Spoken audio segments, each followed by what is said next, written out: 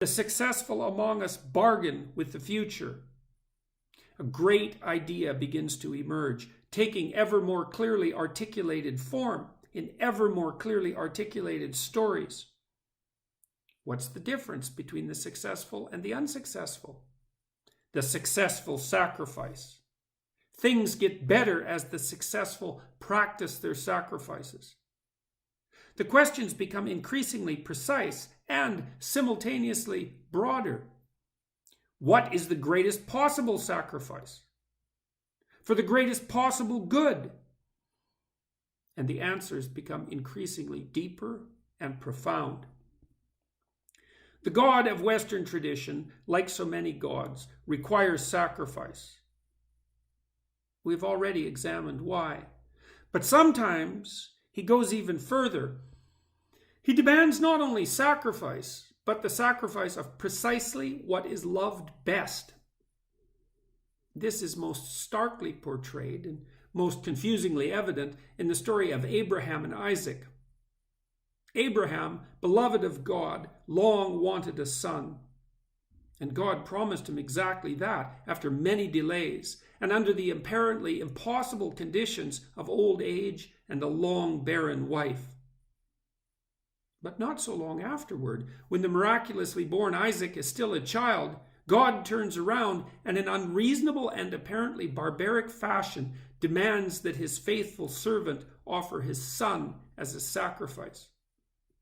The story ends happily. God sends an angel to stay Abraham's obedient hand and accepts a ram in Isaac's stead. That's a good thing. But it doesn't really address the issue at hand. Why is God's going further necessary? Why does life impose such demands? We'll start our analysis with a truism.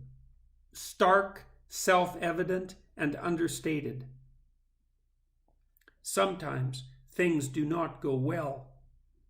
That seems to have much to do with the terrible nature of the world, with its plagues and famines and tyrannies and betrayals. But here's the rub. Sometimes when things are not going well, it's not the world that's the cause. The cause is instead that which is currently most valued subjectively and personally. Why? Because the world is revealed to an indeterminate degree through the template of your values. Thus, if the world you're seeing is not the world you want, it's time to examine your values. It's time to rid yourself of your current presuppositions. It's time to let go. It might even be time to sacrifice what you love best so that you can become who you might become instead of staying who you are.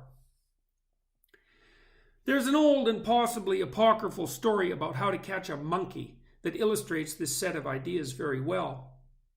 First, you must find a large, narrow-necked jar, just barely wide enough in diameter at the top for a monkey to put its hand inside.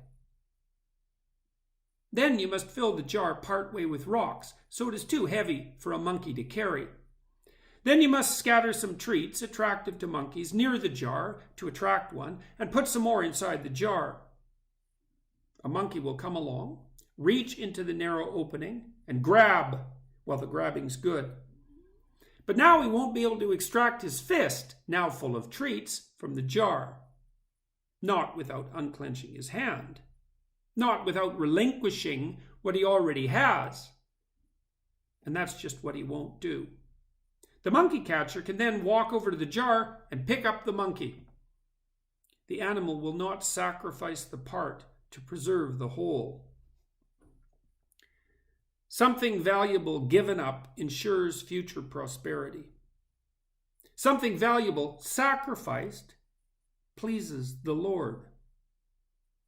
What is most valuable and best sacrificed? Or what is at least emblematic of that?